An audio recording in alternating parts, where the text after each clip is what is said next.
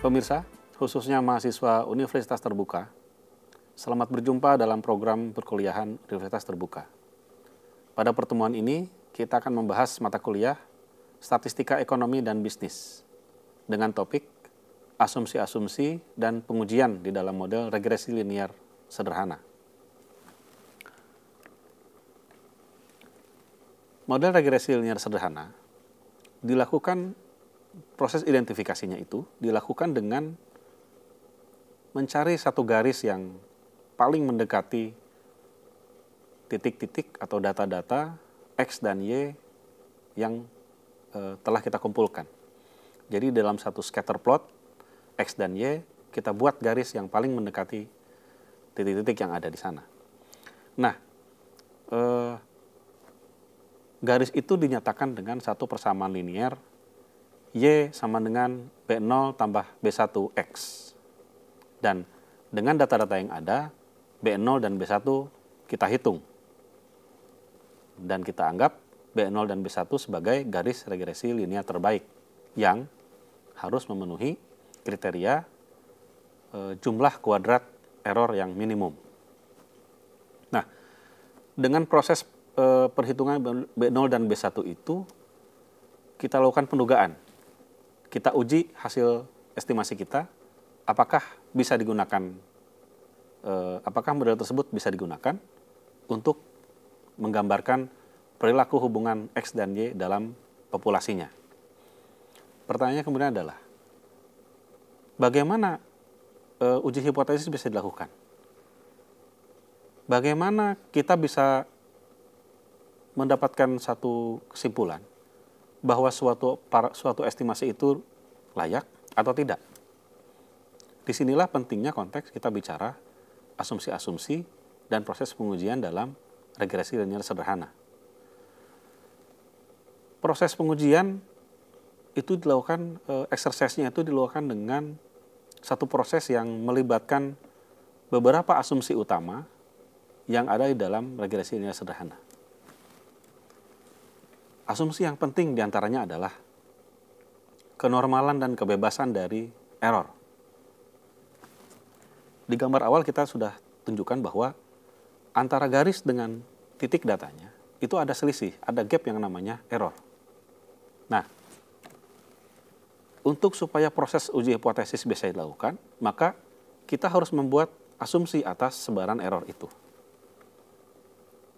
Nah, asumsi tersebut adalah bahwa sebaran distribusi peluang dari error yang muncul sebagai akibat dari pendugaan untuk Y melalui X itu akan tersebar secara normal. Tersebar secara normal artinya tersebar dengan mengikuti distribusi teoretik normal dengan nilai rataan 0 dan nilai variansi tertentu. Itu pertama. Yang kedua, setiap kita meletakkan X di dalam persamaan itu, maka kita menghasilkan kumpulan dari error. Gitu. Jadi, untuk setiap X yang kita kita tetapkan di dalam model, maka error-error yang muncul itu semuanya berdistribusi normal, dan pada setiap X-nya itu, error yang muncul memiliki keragaman yang sama. Jadi, distribusi error itu normal dengan rata 0 dan memiliki keragaman yang sama. Nah, selanjutnya apalagi? Bahwa X adalah sebuah variabel. Error juga menjadi variabel baru sebagai akibat dari adanya selisih antara Y hasil model dengan Y sesungguhnya. Nah, ini juga diasumsikan bahwa X dan errornya itu adalah saling bebas, peubah yang bebas, tidak saling mempengaruhi. Nah, asumsi-asumsi inilah yang mendasari mengapa kita bisa melakukan uji hipotesis ataupun uji-uji lain di dalam model regresi linier sederhana. Dan uji-uji itulah yang kemudian kita bisa gunakan sebagai dasar untuk menilai kualitas dari model yang dihasilkan. Gambar ini menunjukkan bagaimana visualisasi dari asumsi yang tadi sudah saya sebutkan. Kita lihat di sini bahwa untuk X1, untuk X2, maka akan menghasilkan satu sebaran error yang mempunyai ragam yang sama dengan distribusi yang sama. Jadi kira-kira akan seperti ini yang kita bayangkan mengenai apa yang terjadi dengan populasinya. Nah, berarti setelah asumsinya kita tetapkan, maka kita bisa turunkan asumsi itu menjadi satu alat-alat analisis yang bisa kita gunakan dalam proses uji hipotesis itu. Salah satu uji hipotesis yang penting adalah uji hipotesis mengenai koefisien modelnya, yaitu B0 dan B1, yang dianggap sebagai penduga untuk beta 0 dan beta 1 di dalam model regresi linear populasinya. Nah, di dalam proses hipotesisnya, itu dilakukan uji hipotesis seperti ini. Misalnya untuk B1. Kan model regresi linear itu sangat tergantung pada B1. Kalau B1-nya kecil sekali atau mendekati 0, maka model itu jadi tidak ada. Karena B1 itulah yang menjadi penentu model linear itu ada atau tidak. Nah, proses uji hipotesis untuk B1 adalah sebagai berikut. Dirumuskan pertama kali sebagaimana prosedur dalam uji hipotesis pada umumnya, maka ada perumusan hipotesis nolnya. H0-nya itu adalah apakah beta 1 sama dengan 0 atau tidak sama dengan 0. Gitu. Dengan rumusan hipotesis seperti itu, maka jika kita ingin melihat bahwa model ini layak, maka kita berharap tentu H0 itu ditolak. Karena dengan demikian beta 1 secara statistically signifikan tidak sama dengan 0. Seperti itu. Artinya variasi X itu dapat digunakan untuk menjelaskan variasi Y, dan seperti itu. Di sini juga saya sampaikan bahwa ada statistik uji untuk proses uji hipotesis pada beta 1, pada B1. Nah, kemudian ini saya sampaikan satu contoh output komputer yang menjelaskan proses uji hipotesis untuk beta 1. Di sini dilihat bahwa pada matris itu ada X variabel, pada kolom T-stat itu ada angka 9, sekian dengan p-value 0,00028 sekian. Itu p-value yang kecil sekali dan cukup untuk bisa menyimpulkan bahwa H0 ditolak. Sehingga dengan H0 ditolak, maka angka yang 9,009 itu dianggap signifikan secara statistik. Seperti itu. Artinya, dengan B1 yang signifikan secara statistik, maka X dan Y memang ada hubungan sebab akibat. Artinya, bahwa X akan mempengaruhi Y. Nah, selain proses uji hipotesis, maka proses lain yang berkaitan juga dengan uji hipotesis ini di dalam regresi linear sederhana bisa juga ditampilkan yang namanya selang kepercayaan. Kita lihat di sini bahwa ini saya sampaikan salah satu contoh output menggunakan Microsoft Excel, di mana menampilkan yang namanya selang kepercayaan untuk X. Di sini disampaikan bahwa X variabel itu ada di antara 1,06249 sampai 1,91077. Nah, biasanya kita melihat dalam selang kepercayaan ini, angka 1,06 sampai 1,9 itu tidak mengandung angka 0. Nah, biasanya kalau yang tidak mengandung angka 0, biasanya uji hipotesisnya diterima. Maksudnya uji hipotesisnya lulus. Dalam artian B1-nya dianggap tidak sama dengan 0. Tapi jika selang kepercayaan ini mengandung angka 0, biasanya itu seringkali mendapatkan hasil yang H0-nya tidak bisa ditolak. Artinya B1-nya dianggap sama dengan 0. Seperti itu. Dan ini salah satu kasus di mana kita membaca kaitan antara angka selang kepercayaan dengan hasil uji hipotesis yang perhitungannya sudah dilakukan oleh komputer. Itu. Oke. Selanjutnya itu mengenai koefisien. Sekarang kita lihat mengenai sisanya atau keragamannya. Jadi dalam regresi linear sederhana, total variasi dari Y itu bisa dibagi dua. Total variasi yang dijelaskan oleh model dan total variasi dari sisanya. Dalam gambar ini dijelaskan, diturunkan bahwa bagaimana kemudian JKT atau jumlah kuadrat total, itu yang total dari variasi Y itu, bisa dijelaskan atau didekomposisi ke dalam jumlah kuadrat regresi atau JKR dan jumlah kuadrat sisa atau JKS. Nah, perhitungan JKT, JKR, dan JKS inilah yang menjadi dasar untuk melihat yang namanya koefisien determinasi atau R kuadrat. Nah, R kuadrat itu sesungguhnya adalah rasio antara JKR dibagi JKT. Jadi kalau rasio koefisien determinasinya mendekati 1 atau mendekati 100%, berarti bahwa makin banyak JKT yang bisa dijelaskan oleh JKR. JKR itu adalah variasi yang dihasilkan oleh model. Berarti itu menunjukkan kualitas model yang baik, seperti itu. Di dalam output komputer juga biasanya ditunjukkan. Jadi ketika kita run datanya, dihasilkan hasil perhitungan koefisiennya, di bawahnya biasanya dihasilkan juga output yang menunjukkan hasil perhitungan jumlah kuadrat totalnya. Gitu.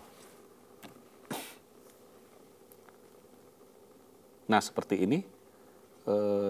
Di situ ada analysis of variance. Nah, di tabel analysis of variance itulah hasil perhitungan, hasil dekomposisi JKT itu disajikan oleh keluaran komputer. Nah, ada satu lagi, namanya inferensia mengenai model melalui uji F. Kalau tadi pengujian koefisien regresi itu menggunakan uji T, nah sekarang inferensia untuk model secara keseluruhan itu menggunakan uji F. Memang uji F ini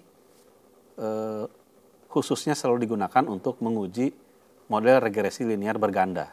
Artinya yang berganda itu adalah yang X-nya mengandung lebih dari 1. Misalnya X1 atau X2 atau X1, X2, X3 dan seterusnya.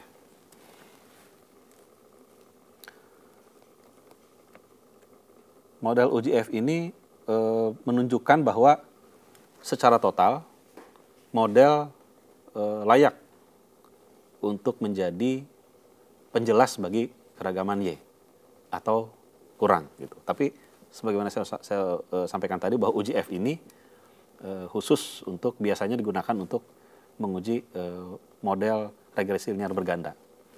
Jadi kita tidak akan masuk ke uji F ini. Nah, satu lagi yang paling penting di dalam proses pengujian regresi adalah analisis sisaan.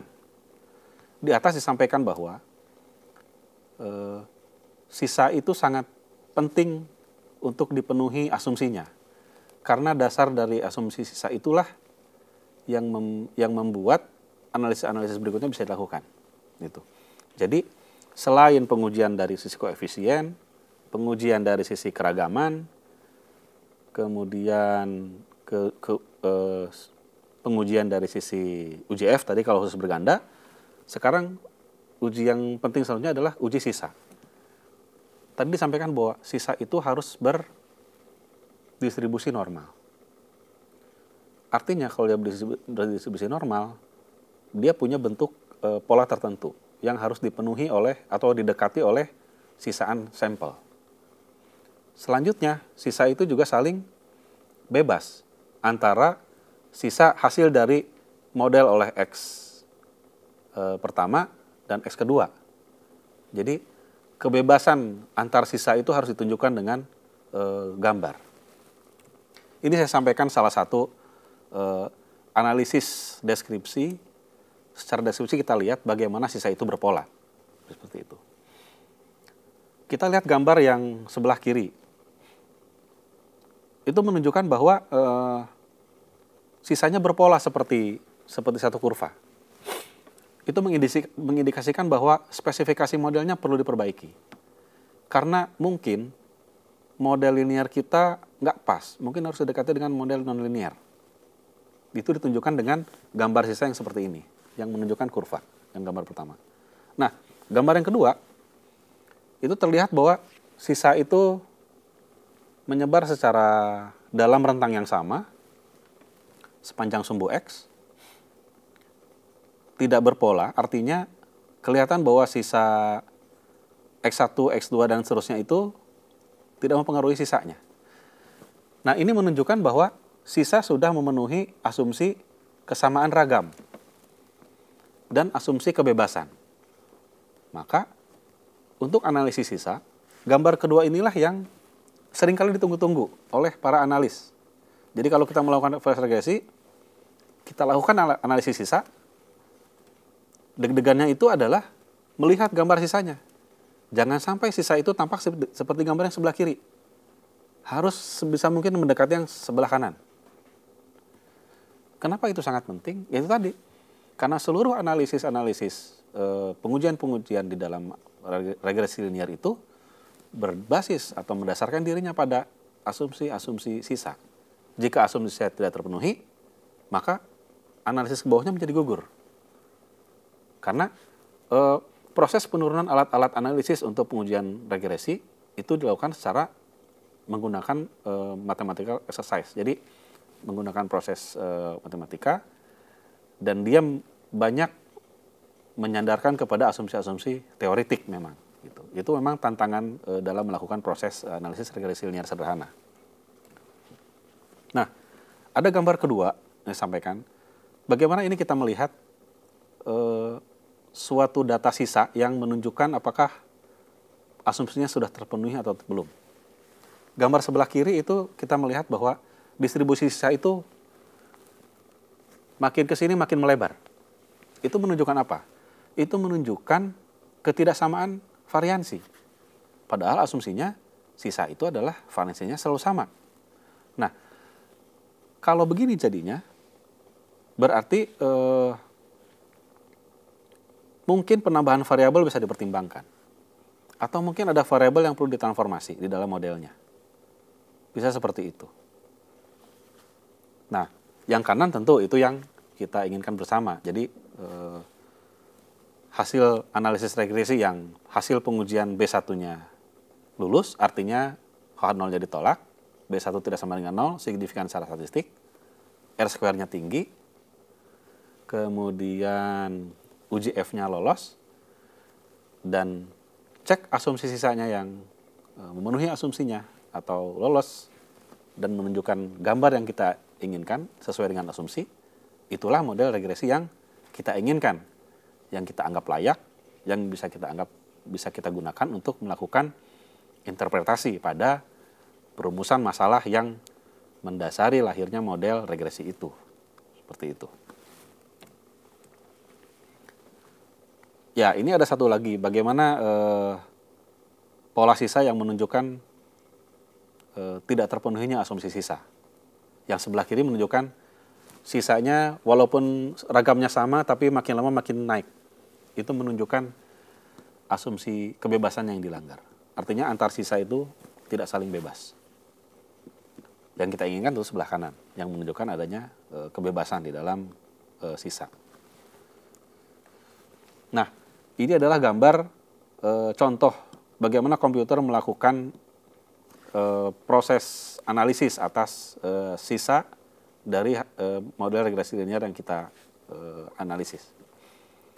Jadi, apapun perhitungan, serumit apapun perhitungan yang ada di dalam proses analisis regresi linear, mahasiswa sekalian nggak perlu khawatir. Karena sekarang kita sudah relatif kaya dengan berbagai macam alat. Sebut saja SPSS, Stata, S+, eView, dan lain sebagainya. Bahkan Microsoft Excel pun bisa kita gunakan untuk alat perhitungan-perhitungan kita dalam melakukan analisis regresi. Jadi, jangan khawatir dengan perhitungan, manfaatkan analisis regresi sebagai sarana untuk mempertajam analisis kita, mempertajam daya pikir kita atas fenomena-fenomena yang terjadi, yang kita saksikan selama ini. Pelajari satu atau beberapa, atau cukup satu saja software yang kita anggap paling mudah. Perdalam bahasa-bahasa programnya atau bahasa-bahasa prosedurnya. Atau kalau mahasiswa sekalian mau, mahasiswa sekalian bisa memanfaatkan fasilitas-fasilitas yang ada di Microsoft Excel untuk melakukan perhitungan-perhitungan regresi. Itu sangat memungkinkan. Bahkan untuk regresi linear berganda pun itu bisa dilakukan. Dan itu sangat menarik. Nah, tentu kita semua paham bahwa Microsoft Excel paling mungkin bisa ditemui secara mudah dibandingkan software-software yang lain. Jadi selanjutnya silakan mencoba, selamat mencoba. Mudah-mudahan apa yang saya sampaikan di sini memberi inspirasi lah bagi kita semua untuk meningkatkan proses-proses pembelajaran kita di dalam memahami fenomena dunia nyata. Baik, pemirsa sekalian, khususnya mahasiswa Universitas Terbuka dimanapun Anda berada, sampai di sini perjumpaan kita kali ini. Semoga tayangan ini bermanfaat bagi Anda dan bagi kita semua. Selamat belajar dan sukses selalu.